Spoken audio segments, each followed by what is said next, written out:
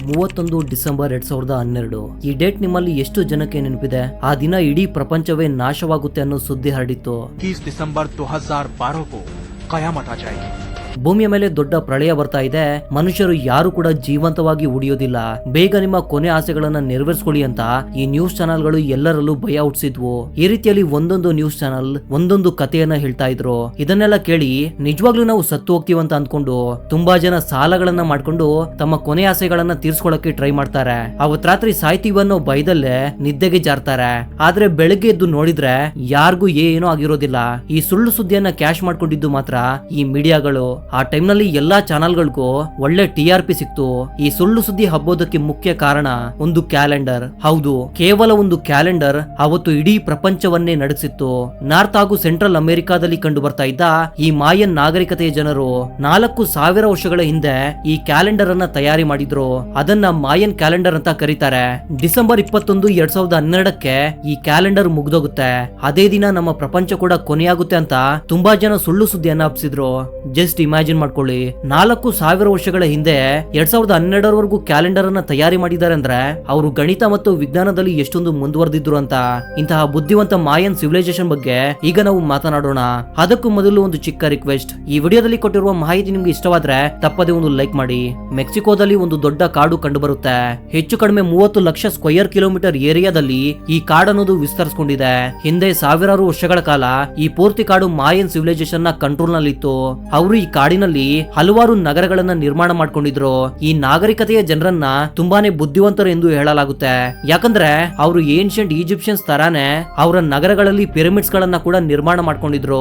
ಇದ್ರ ಜೊತೆಗೆ ಇವರು ವ್ಯವಸಾಯ, ಕುಂಬಾರಿಕೆ, ಚಿತ್ರಲಿಪಿಗಳು, ಕ್ಯಾಲೆಂಡರ್, ಮ್ಯಾಥಮೆಟಿಕ್ಸ್ ಹಾಗೂ ಆರ್ಕಿಟೆಕ್ಚರ್ ಆರ್ಟ್ ವರ್ಕ್ ನಲ್ಲಿ ಕೂಡ ಇವರು ತುಂಬಾನೇ ಅದ್ಭುತವಾದ ನಾಲೆಡ್ಜ್ ಅನ್ನು ಹೊಂದಿದ್ರು. ಎಕ್ಸ್ಪರ್ಟ್ಸ್ ಹೇಳುವ ಪ್ರಕಾರ ಈ ಕಾಡಿನಲ್ಲಿ ಬರೋಬ್ಬರಿ 60 ನಗರಗಳನ್ನ ಈ ಮಾಯನ್ಸ್ ನಿರ್ಮಾಣ ಮಾಡಿದ್ರು. ಅಲ್ಲಿ ದೊಡ್ಡ ದೊಡ್ಡ ಕಟ್ಟಡಗಳು, ಪಿರಮಿಡ್ಸ್ ಗಳು ಹಾಗೂ ಟೆಂಪಲ್ಸ್ ಗಳನ್ನ ಕೂಡ ನಿರ್ಮಾಣ ಮಾಡಿದ್ರು. ಇಲ್ಲಿರುವ ಪ್ರತಿಯೊಂದು ನಗರಕ್ಕೂ ಒಬ್ಬ ಲೀಡರ್ ಇರ್ತಾ ಇದ್ರು. ಅವರನ್ನ ಈ ಮಾಯನ್ಸ್ ಎಲ್ಲರೂ ದೇವರಂತ ನಂಬ್ತಾ ಇದ್ರು. ಇಲ್ಲಿರುವ ಕೆಲವು ಬಿಲ್ಡಿಂಗ್ಸ್ ಗಳು ಈಗಲೂ ಕೂಡ ತುಂಬಾನೇ ಸೇಫ್ ಆಗಿವೆ. ಪ್ರಸ್ತುತ ಆ ಬಿಲ್ಡಿಂಗ್ಸ್ ಅನ್ನ ನೋಡಲು ಪ್ರತಿದಿನ ತುಂಬಾ ಜನ ಟೂರಿಸ್ಟ್ ಗಳು ಇಲ್ಲಿಗೆ ಬರ್ತಾ ಇದ್ದಾರೆ. ಸರಿಯಾದ ರಸ್ತೆ ಮಾರ್ಗ ಇಲ್ಲದ ಈ ಕಾಡಿನ ಒಳಗಡೆ ಸಾವಿರಾರು ವರ್ಷಗಳ ಹಿಂದೆ ಜೀವಿಸಿದ್ದ ಮಾಯನ್ ಸಿವಿಲೈಸೇಷನ್ ನ ರಹಸ್ಯಗಳು ಅಡಗಿವೆ. ಕೆಲವು ಕಟ್ಟಡಗಳು ನೆಲದೊಳಗೆ ಸೇರ್ಕೊಂಡ್ರೆ ಇನ್ನು ಕೆಲವು ದಟ್ಟವಾದ ಕಾಡಿನಲ್ಲಿ ಕಣ್ಮರೆಯಾಗಿವೆ. ಆದ್ರೆ ಮಾಡರ್ನ್ ಟೆಕ್ನಾಲಜಿನ ಬಳಸಿಕೊಂಡು ಕಾಡಿನಲ್ಲಿ ಕಣ್ಮರೆಯಾಗಿರುವ ಈ ಮಾಯನ್ ಸಿಟೀಸ್ ಅನ್ನ ಹುಡುಕಲಾಗಿದೆ. ಈಗ ಲೈಡರ್ ಟೆಕ್ನಾಲಜಿನ ಬಳಸಿಕೊಂಡು ಈ ಮಾಯನ್ ಸಿಟಿಯನ್ನ ಕಂಡುಹಿಡಿಯುವ ಪ್ರಯತ್ನವನ್ನ ಮಾಡಿದ್ದಾರೆ. ಲೈಡರ್ ಇದು ಎಂತಹ ಟೆಕ್ನಾಲಜಿ ಅಂದ್ರೆ ಒಂದು ಏರೋಪ್ಲೇನ್ ನ ಮೂಲಕ ನೆಲದ ಮೇಲೆ ಲೇಸರ್ ಪಲ್ಸ್ ಅನ್ನ ಬಿಡ್ತಾರೆ. ಆ ಲೇಸರ್ ಪಲ್ಸ್ ನೆಲದ ಒಳಗಡೆ ಹೋಗಿ ವಾಪಸ್ ಏರೋಪ್ಲೇನ್ ನಲ್ಲಿರುವ ಸೆನ್ಸಾರ್ ಗಳಲ್ಲಿ ಬಂದು ರೆಕಾರ್ಡ್ ಆಗುತ್ತೆ. ನಂತರ ಆ ಡೇಟಾವನ್ನ ಪ್ರೋಸೆಸ್ ಮಾಡಿ ನೆಲದ ಒಂದು ಮ್ಯಾಪ್ ಅನ್ನ ತಯಾರಿಸುತ್ತೆ. ನಿಮ್ಗೆ ಅರ್ಥ ಆಗೋ ತರ ಹೇಳ್ಬೇಕಂದ್ರೆ ಎಕ್ಸ್ರೇ ನಮ್ಮ ದೇಹದ ಒಳಗಡೆ ಇರುವ ಮೂಳೆಗಳನ್ನ ಹೇಗೆ ತೋರಿಸುತ್ತೋ ಸ್ವಲ್ಪ ಅದೇ ರೀತಿಯಲ್ಲಿ ಈ ಲೈಡರ್ ಕೂಡ ಕೆಲಸ ಮಾಡುತ್ತೆ. ಇಲ್ಲಿಯವರೆಗೂ ಈ ಟೆಕ್ನಾಲಜಿನ ಬಳಸಿಕೊಂಡು 4500ಕ್ಕೂ ಹೆಚ್ಚು ಕಟ್ಟಡಗಳನ್ನ ಇಲ್ಲಿ ಕಂಡು ಹಿಡಿಯಲಾಗಿದೆ. ಆದ್ರೆ ವಿಜ್ಞಾನಿಗಳು ಹೇಳೋದೇನಂದ್ರೆ ಮಾಯನ್ಸ್ ಇದಕ್ಕಿಂತ ಹೆಚ್ಚು ಕಟ್ಟಡಗಳನ್ನ ನಿರ್ಮಾಣ ಮಾಡಿದ್ರಂತೆ. ಇಲ್ಲಿ ಮಾಯನ್ಸ್ ಎಷ್ಟು ಕಟ್ಟಡಗಳನ್ನ ನಿರ್ಮಾಣ ಮಾಡಿದ್ರು ಅನ್ನೋದು ಪ್ರಶ್ನೆ ಬರ್ತಾ ಇಲ್ಲ.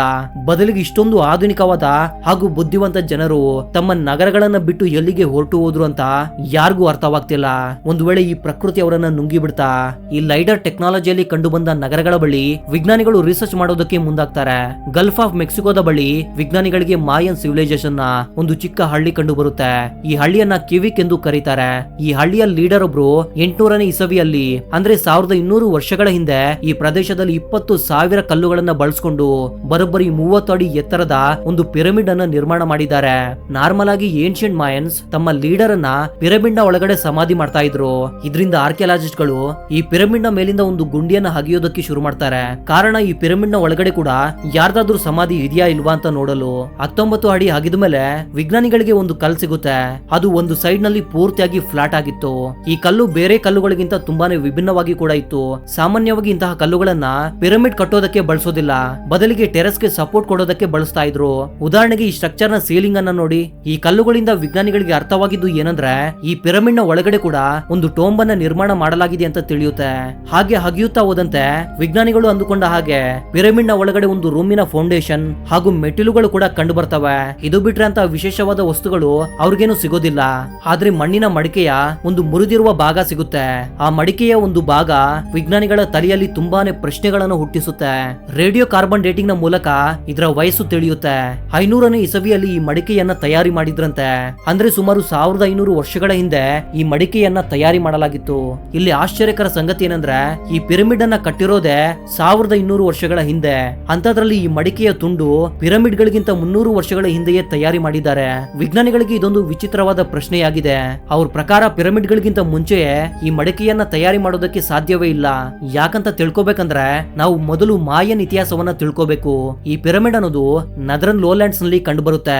500ನೇ ಇಸುವಿಯಲ್ಲಿ ಅಂದ್ರೆ ಈ ಪಿರಮಿಡ್ ನ ಒಳಗಡೆ ಇರುವ ರೂಮ್ ಅನ್ನ ಕಟ್ಟುವ ಇಸುವಿಯಲ್ಲಿ ಮಾಯನ್ಸ್ ಈ ಪ್ರದೇಶದಲ್ಲಿ ಇರ್ಲಿಲ್ಲ. ಹಾಗಿದ್ರೆ ಮಾಯನ್ಸ್ ಈ ರೂಮ್ ಅನ್ನ ಕಟ್ಟಿಲ್ಲ ಅಂದ್ರೆ ಮತ್ತೆ ಯಾರು ಕಟ್ಟಿರಬಹುದು? ಇದನ್ನೆಲ್ಲ ತಿಳ್ಕೊಬೇಕಂತಾನೆ ಆ ಪಿರಮಿಡ್ ನ ಸುತ್ತಮುತ್ತ ಇರುವ ಪ್ರದೇಶದಲ್ಲಿ ವಿಜ್ಞಾನಿಗಳು ರಿಸರ್ಚ್ ಅನ್ನ ಮಾಡ್ತಾರೆ. ಈ ರೀತಿ ತುಂಬಾ ದಿನಗಳ ಕಾಲ ಕಾಡಿನಲ್ಲಿ ಹುಡುಕಿದಾಗ ಪಿರಮಿಡ್ ನಿಂದ 15 ಕಿಲೋಮೀಟರ್ ದೂರದಲ್ಲಿ ವಿಜ್ಞಾನಿಗಳಿಗೆ ಒಂದು ಗುಹೆ ಕಂಡು ಬರುತ್ತೆ. ಈ ಗುಹೆ ಎಂಟ್ರೆನ್ಸ್ ತುಂಬಾನೇ ಚಿಕ್ಕದಾಗಿತ್ತು. ಯಾವುದೇ ಸೇಫ್ಟಿ ಇಲ್ಲದೆ ಇದ್ರೊಳಗಡೆ ಹೋಗುವುದು ತುಂಬಾನೇ ಡೇಂಜರಸ್ ಆಗಿರುತ್ತೆ. ಇದರಿಂದ ಪ್ರೊಫೆಷನಲ್ ಕೇವರ್ಸ್ ಅನ್ನ ಹಾಗೂ ಹಲವಾರು ಎಕ್ವಿಪ್ಮೆಂಟ್ಸ್ ಅನ್ನ ಬಳಸ್ಕೊಂಡು ಈ ಗುಹೆಯನ್ನ ಎಕ್ಸ್ಪ್ಲೋರ್ ಮಾಡೋದಕ್ಕೆ ಹೋಗ್ತಾರೆ. ಕೆಲವು ಗಂಟೆಗಳ ನಂತರ ನೆಲದಿಂದ 230 ಅಡಿ ಆಳಕ್ಕೆ ಬರ್ತಾರೆ. ಆಶ್ಚರ್ಯ ಅನ್ನೋ ತರ ಆ ಗುಹೆ ಒಳಗಡೆ ಒಂದು ಸೀಕ್ರೆಟ್ ಚೇಂಬರ್ ಕಂಡು ಬರುತ್ತೆ. ಒಂದು ಬಂಡೆ ಕಲ್ಲನ್ನ ಬಳಸ್ಕೊಂಡು ಆ ಚೇಂಬರ್ ಅನ್ನ ಕ್ಲೋಸ್ ಮಾಡಲಾಗಿತ್ತು. ಆ ಚೇಂಬರ್ ಒಳಗಡೆ ಹೋಗಿ ನೋಡಿದ್ರೆ ಎಲ್ಲರನ್ನ ಬೆಚ್ಚಿ ಬೀಳಿಸುವ ವಸ್ತುಗಳು ಕಂಡು ಬರ್ತವೆ. ಹೌದು, ನೆಲದಿಂದ 230 ಅಡಿ ಆಳದಲ್ಲಿರುವ ಈ ಸೀಕ್ರೆಟ್ ಚೇಂಬರ್ ನಲ್ಲಿ ಯಾರೋ ಬಳಸಿ ಬಿಸಾಕಿರುವ ಫೈರ್ ಟಾರ್ಚಸ್ ಸಿಗ್ತವೆ. ನಿಮ್ಗೆ ಕೂಡ ಗೊತ್ತಿರುತ್ತೆ, ಗುಹೆಗಳಲ್ಲಿ ಬೆಳಕಿಗಾಗಿ ಈ ಫೈರ್ ಟಾರ್ಚಸ್ ಅನ್ನ ಬಳಸ್ತಾರಂತ. ಇದ್ರ ಜೊತೆಗೆ ಇಲ್ಲಿ ಮಣ್ಣಿನಿಂದ ಮಾಡಿರುವ ಮಡಿಕೆಗಳು ಕಂಡು ಬರ್ತವೆ. ಆದ್ರೆ ಅವುಗಳನ್ನ ಯಾರೋ ಬೇಕಂತಲೇ ಹೊಡೆದಾಕಿದ್ದಾರೆ. ಹಿಂದೆ ಪಿರಮಿಡ್ ನಲ್ಲಿ ಸಿಕ್ಕಿರುವ ಈ ಮಡಿಕೆಯ ತುಂಡಿಗೆ ಇವೆಲ್ಲ ಹೋಲಿಕೆ ಆಗ್ತಾ ಇವೆ. ಇವನ್ನೆಲ್ಲ ನೋಡ್ತಾ ಇದ್ರೆ ಈ ಪ್ರದೇಶದಲ್ಲಿ ದೇವರ ಪೂಜೆಯನ್ನ ಮಾಡ್ತಾ ಇದ್ರು ಅಂತ ವಿಜ್ಞಾನಿಗಳಿಗೆ ಅನ್ಸುತ್ತೆ. ಆಗಿನ ಕಾಲದ ಜನರು ತಮ್ಮ ಕೋರಿಕೆಗಳನ್ನ ದೇವರ ಬಳಿ ಕೇಳ್ಕೊಂಡು ಈ ಮಣ್ಣಿನ ಮಡಿಕೆಗಳನ್ನ ಇಲ್ಲಿ ಹೊಡೆದಾಕ್ತಾ ಇರಬಹುದು. ಯಾಕಂದ್ರೆ ಅವುಗಳನ್ನ ಮತ್ತೆ ಜೋಡಿಸುವ ಪ್ರಯತ್ನ ವಿಜ್ಞಾನಿಗಳು ಮಾಡಿದಾಗ ಒಂದು ಮಡಿಕೆ ಕೂಡ ಪೂರ್ತಿ ಆಗ್ತಾ ಇರಲಿಲ್ಲ. ಬದಲಿಗೆ ಪ್ರತಿಯೊಂದು ಮಡಿಕೆಯನ್ನ ಜೋಡಿಸಿದಾಗ ಒಂದೇ ಒಂದು ಪೀಸ್ ಕಡಿಮೆ ಆಗ್ತಾ ಇತ್ತು. ಈ ವಿಚಿತ್ರವಾದ ರಹಸ್ಯ ಯಾರಿಗೂ ಅರ್ಥವಾಗ್ಲಿಲ್ಲ. ಇಲ್ಲಿ ಒಡೆದು ಹಾಕಿರುವ ಪ್ರತಿಯೊಂದು ಮಡಿಕೆಯಲ್ಲಿ ಒಂದೇ ಒಂದು ಪೀಸ್ ಕಡಿಮೆ ಬರೋದಕ್ಕೆ ಕಾರಣವೇನು ಅಂತ ವಿಜ್ಞಾನಿಗಳು ಒಂದು ಥಿಯರಿಯನ್ನ ಹೇಳ್ತಾರೆ. ಆ ಜನ ಇಲ್ಲಿ ಮಡಿಕೆಯನ್ನು ಹೊಡೆದ್ಮೇಲೆ ಅದರಲ್ಲಿ ಒಂದು ಭಾಗವನ್ನ ಅವ್ರ ಜೊತೆಗೆ ತೆಗೆದುಕೊಂಡು ಹೋಗ್ತಾ ಇದ್ರು. ನಂತರ ಅದನ್ನ ಮನೆಯಲ್ಲಿ ಇಟ್ಕೊಂಡು ಅವರು ಪೂಜೆನ ಮಾಡ್ತಾ ಇದ್ರು ಅನ್ಸುತ್ತೆ. ಈ ಪಿರಮಿಡ್ ನ ಒಳಗಡೆ ಸಿಕ್ಕಿರುವ ಮಣ್ಣಿನ ಮಡಿಕೆಯಿಂದ ಏನ್ ತಿಳಿಯುತ್ತೆ ಅಂದ್ರೆ ಈ ಹಳ್ಳಿಯಲ್ಲಿ ಮಾಯನ್ಸ್ ಬರೋದಕ್ಕೆ ಮೊದಲೇ ಒಂದು ಜನಾಂಗ ಇಲ್ಲಿ ವಾಸವಾಗಿತ್ತು. ಅವರು ತಮ್ಮದೇ ಆದ ಜೀವನ ಶೈಲಿಯನ್ನ ಕೂಡ ಹೊಂದಿದ್ರು. ಗುಹೆ ಒಳಗಡೆ ಕಂಡು ಬಂದಿರುವ ಈ ಸೀಕ್ರೆಟ್ ಚಾಂಬರ್ ನಲ್ಲಿ ಮತ್ತೊಂದು ದಾರಿ ಕೂಡ ಕಾಣಿಸುತ್ತೆ. ವಿಜ್ಞಾನಿಗಳು ಕೂಡ ತುಂಬಾನೇ ಕ್ಯೂರಿಯಾಸಿಟಿಯಿಂದ ಆ ಚಾಂಬರ್ ಒಳಗಡೆ ಹೋಗ್ತಾರೆ. ಸ್ವಲ್ಪ ದೂರ ಹೋಗ್ತಾ ಇದ್ದಂತೆ ಅವ್ರಿಗೆ ಮತ್ತೊಂದು ಸೀಕ್ರೆಟ್ ಚೇಂಬರ್ ಕಂಡು ಬರುತ್ತೆ.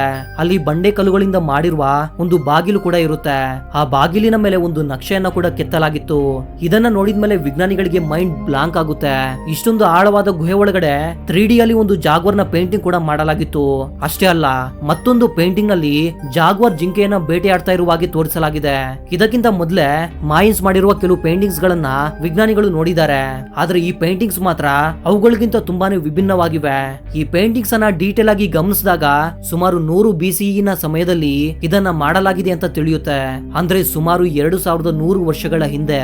ಆದ್ರೆ ಬಗೆಹರಿಸೋದಕ್ಕಾಗದ ರಹಸ್ಯವೇನಂದ್ರೆ ಇಷ್ಟೊಂದು ಅದ್ಭುತವಾದ ನಗರಗಳನ್ನ ನಿರ್ಮಾಣ ಮಾಡ್ಕೊಂಡಿದ್ದ ಯಾಕೆ ಎಲ್ಲವನ್ನ ಬಿಟ್ಟು ಹೊರಟೋದ್ರಂತ ಯಾರಿಗೂ ಅರ್ಥವಾಗ್ತಿಲ್ಲ. So that was the info my dear thinkers. ಮತ್ತೊಂದು ಇಂಟ್ರೆಸ್ಟಿಂಗ್ ಆದ ವಿಡಿಯೋ ಜೊತೆ ಮತ್ತೆ ಸಿಗ್ತೀನಿ. ಅಲ್ಲಿವರೆಗೂ ಜೈ ಹಿಂದ್, ಜೈ ಕರ್ನಾಟಕ.